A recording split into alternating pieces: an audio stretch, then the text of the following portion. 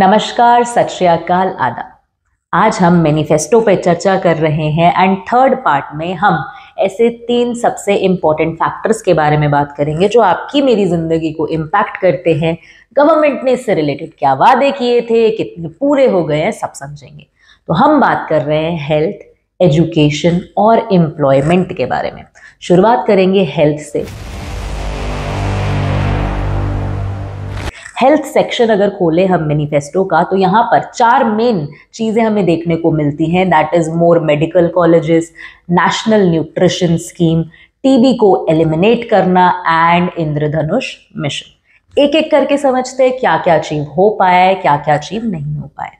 सबसे पहला 75 medical colleges. Government ने कहा था कि हम यहाँ पर नए 75 मेडिकल कॉलेजेस खोलेंगे।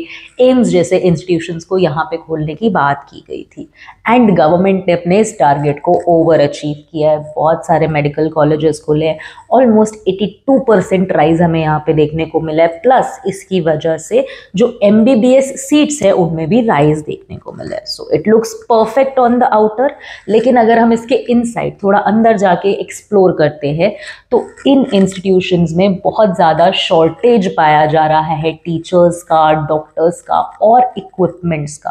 यानी कि स्ट्रक्चर डेफिनेटली खड़ा हुआ है, लेकिन उसके इंटरनली जो लोग काम करेंगे, जो सिस्टम रन करेंगे, वहाँ पर काफ़ी एक बड़ा शॉर्टकमिंग हमें देखने को मिलता है। नेशनल मेडिकल काउंसिल ने जब 246 कॉलेजेस का सर्वे किया तो उन्होंने पाया कि वहाँ पर जो टीचर्स अटेंडेंस होता है वो 50% का स्टैंडर्ड भी मीट नहीं कर पा रहा है। तो कहीं ना कहीं स्ट्रक्चर है, लेकिन अंदर का सिस्टम रन करने वाला जो चीज़ है वो काफ़ी प्रॉब्लमैटिक यहाँ पे देखने को मिल रहा है। मूविंग ऑन, बात करते हैं नेशनल न्यूट्रिशन मिशन की।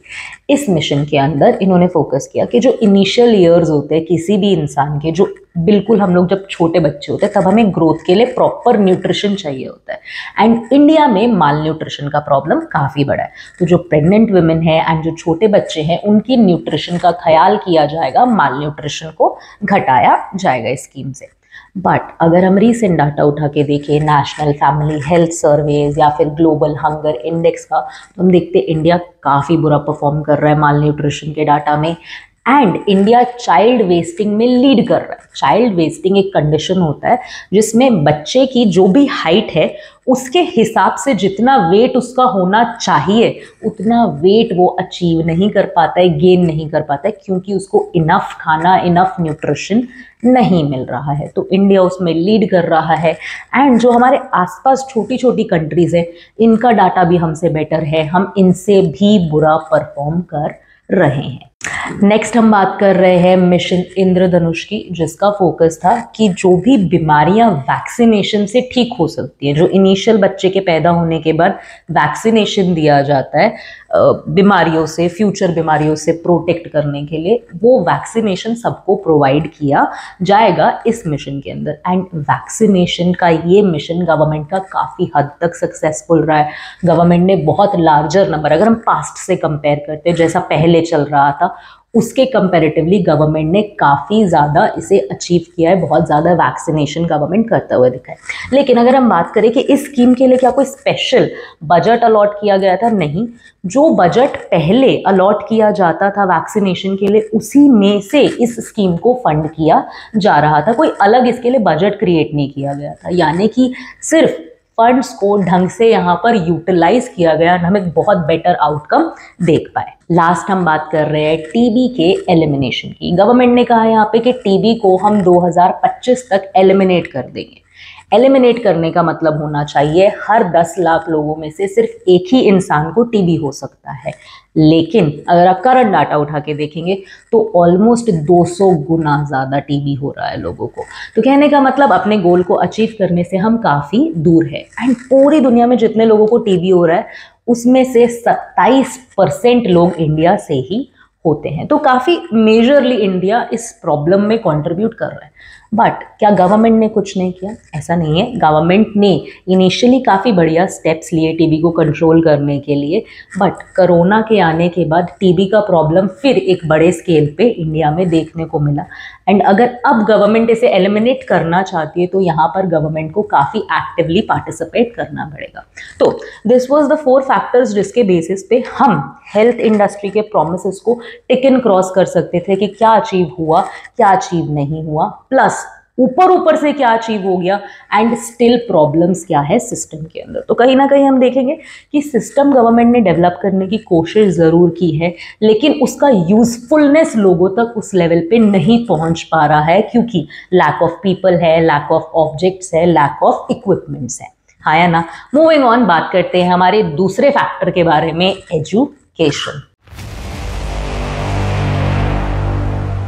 एजुकेशन से रिलेटेड देखिए अगर क्या क्या वादे किए गए, तो टीचर्स ट्रेनिंग का वादा किया गया, नई स्मार्ट क्लासेस का वादा किया गया, केवीज जेएनवीज खोले जाएंगे ऐसा कहा गया, फॉरेन स्टूडेंट्स को इंडिया में बढ़ाया जाएगा ये वादा किया गया, नेशनल लाइब्रेरी खोली जाएगी, डिजिटल लाइब्रेरी, एंड साथ ही साथ नेशनल पॉलिसी लाया जाएगा रीस्किलिंग एंड अपस्किलिंग के लिए, जिसको हम NEP 2020 के रूप में देखते हैं। इन प्रोमिसेस को एनालाइज करते हैं। सबसे पहले शुरू करते हैं टीचर्स ट्रेनिंग। तो टीचर्स ट्रेनिंग में गवर्नमेंट ने काफ़ी बढ़िया परफॉर्म किया, इसमें कोई डाउट नहीं है। सेंटर लेवल पे, स्टेट लेवल पे, डिस्ट्रिक्ट लेवल पे हर जगह इंस्टीट्यूशंस खोले गए हैं।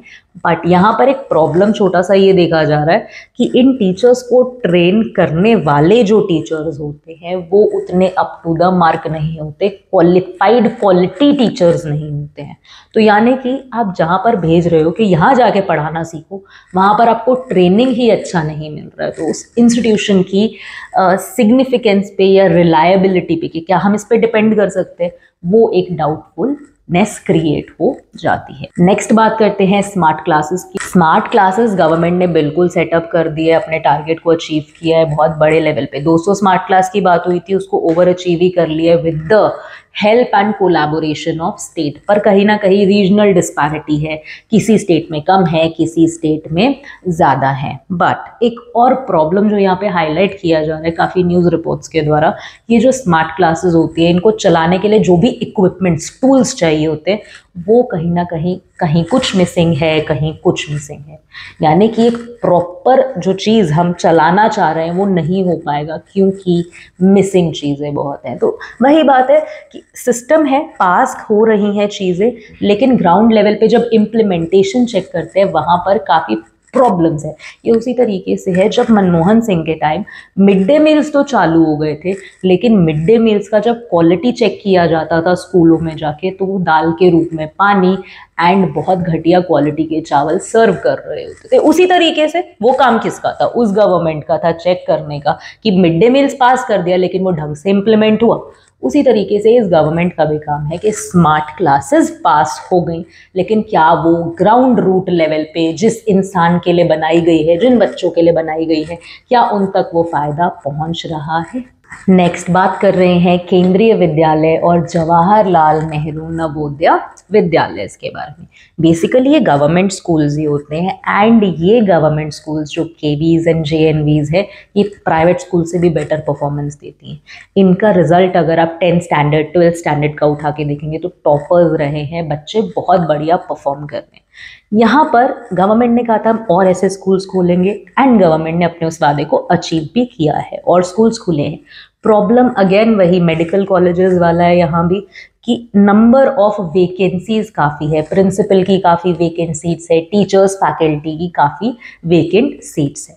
प्लस अगर हम बात करें कि केवीज या जेएनवीज ये गवर्नमेंट स्कूल्स हैं, लेकिन जो बाकी गवर्नमेंट स्कूल्स हैं उनमें वो स्टैंडर्ड देखने को नहीं मिलता जो आपको केवीज या जेएनवीज में देखने को मिलेगा। नाउ द प्रॉब्लम इज, अगर हमें उन गवर्नमेंट स्कूल्स को जो कि देश का सबसे ज़्यादा बच्चा होल्ड कर रहे हैं उनको बेटर करना है, उन बच्चों को क्वालिटी एजुकेशन देना है, तो स्टेट एंड सेंटर को साथ मिलके उन स्कूल्स के लिए काम करना पड़ेगा।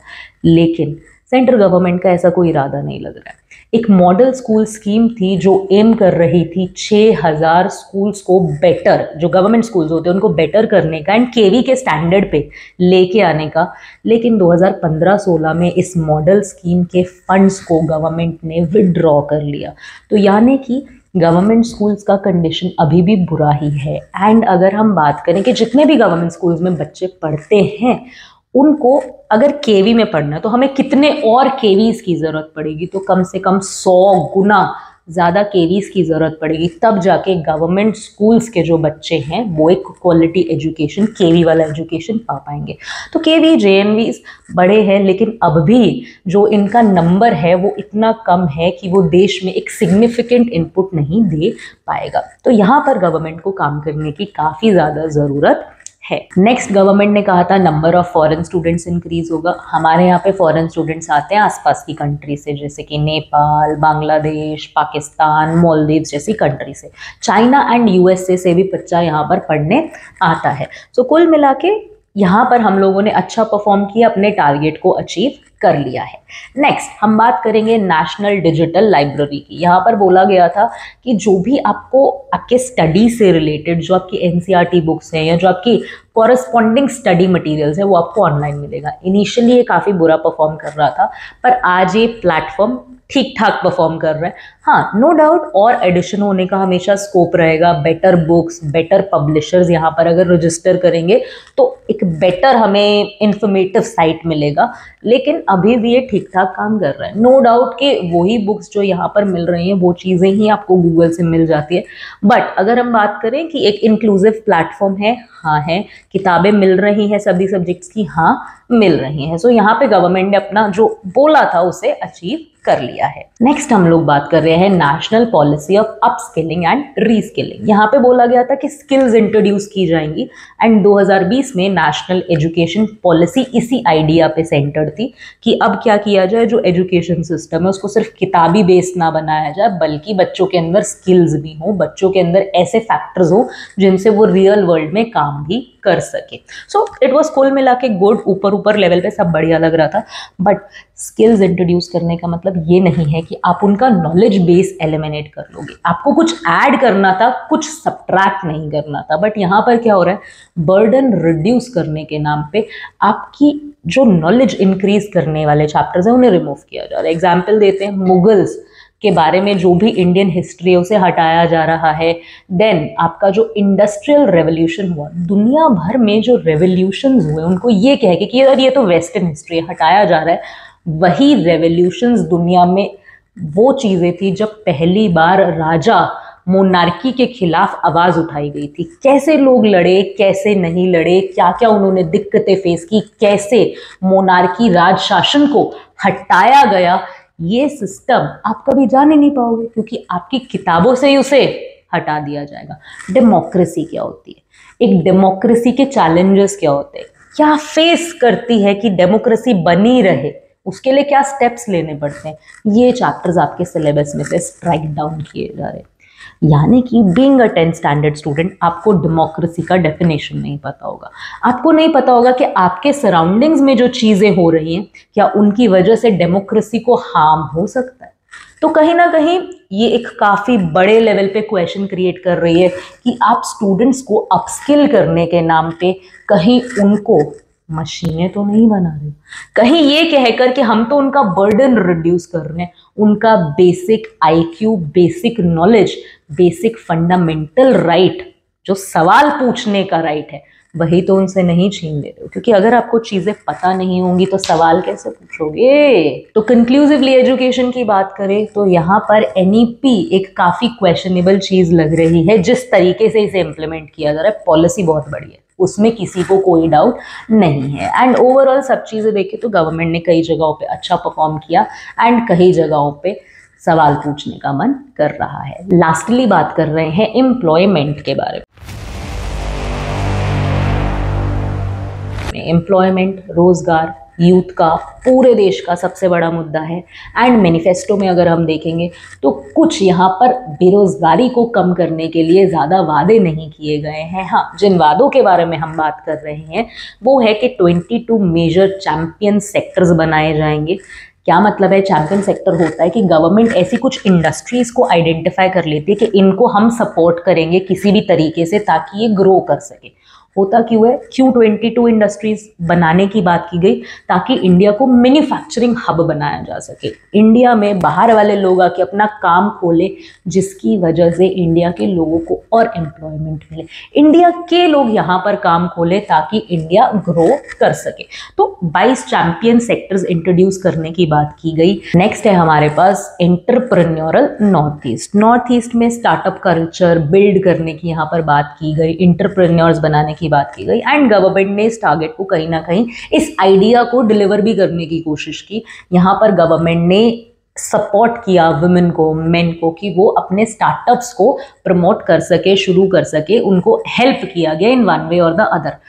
बट इफ वी एनालाइज कि नॉर्थ ईस्ट का पॉलिटिक्स कैसा चल रहा है इस टाइम, नॉर्थ ईस्ट की जो चीज़ें हैं वो इतनी ज़्यादा डिस्टर्ब हो गई हैं, एंड डिस्टर्बेंस में कभी चीज़ प्रॉस्पर ही नहीं कर पाएगी। मणिपुर के बारे में कौन नहीं जानता, उसको मैनेज करने का काम किसका है, गवर्नमेंट का। तो सिर्फ आप ये कह के कि हमने एक चीज़ तो कर दी, हमने तो एंटरप्रेन्योरशिप दे दिया, पर उसको ग्रो करने के लिए सराउंडिंग्स भी, इन्वायरमेंट भी तो आप ही को देना पड़ेगा। देश की सत्ता तो आप ही के हाथ में है ना, एंड वो इन्वायरमेंट क्या हम नॉर्थ ईस्ट में प्रोवाइड कर पा रहे हैं, ये अगेन एक क्वेश्चनेबल चीज़ है।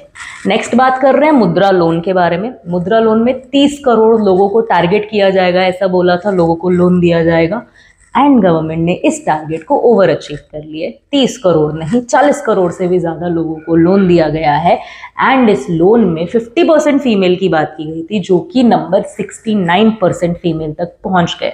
सो मुद्रा स्कीम काफ़ी अच्छा गवर्नमेंट का परफॉर्म कर रही है। खेलो इंडिया की बात करते हैं। खेलो इंडिया में गवर्नमेंट का काफ़ी अच्छा परफॉर्मेंस रहा। गवर्नमेंट ने बोला हम छोटे से लेके बड़े तक स्टेडियम्स खोलेंगे, बहुत सारे प्लेयर्स को प्रमोट करेंगे, एटसेट्रा एटसेट्रा। बट अगेन क्वेश्चनेबिलिटी आ जाती है। खेलो इंडिया की वजह से कहा जा रहा है कि मेडल्स भी इंडिया के इंक्रीज किए हैं, बट उन मेडल होल्डर्स को देश में क्या ट्रीटमेंट मिला है वो हम और आप जानते ही हैं। हर चीज़ को एक पॉलिटिकल एंगल दे देना, मैं डिनाई नहीं कर रही हूँ इस बात को, चीज़ों के पॉलिटिकल एंगल होते हैं, उसे इग्नोर नहीं किया जा सकता, लेकिन अगर हम कहें कि मुद्दे एग्जिस्ट ही नहीं करते क्योंकि उसका एक पॉलिटिकल एंगल है, तो ये बात 100% गलत होगी। तो आप अगर खेलो इंडिया जैसी स्कीम्स लाके देश के यूथ को प्रमोट कर रहे हो, लेकिन जब वो जीत के आ रहा है तब उसको रिस्पेक्ट नहीं दे पा रहे हो, देन खेलो इंडिया जैसी स्कीम्स को लोग अवेल ही करेंगे। सो कुल मिला के अगर हम एम्प्लॉयमेंट को कंक्लूड करें तो आज भी देश में बेरोजगारी का प्रॉब्लम बहुत बड़ा है, जिसके बारे में मैनिफेस्टो में कोई जिक्र ही नहीं था। जो गवर्नमेंट ने वादे किए थे कुछ अचीव कर पाए हैं, कुछ अचीव नहीं कर पाए हैं, लेकिन आज भी बेरोजगारी इस देश का बहुत बड़ा मुद्दा है। पढ़े लिखे और अनपढ़ दोनों ही जगहों पर अनएम्प्लॉयमेंट एक मेजर प्रॉब्लम बन चुका है। So this was all about health, education and employment. तीनों में से सबसे ज़्यादा आपको क्या लगता है गवर्नमेंट ने कहाँ बेटर परफॉर्म किया, एंड किस जगह पर गवर्नमेंट को और एफर्ट करने की ज़रूरत है, शेयर कीजिएगा हमारे साथ। जुड़े रहिए ऐसी वीडियोस के लिए, मिलते हैं जल्द ही।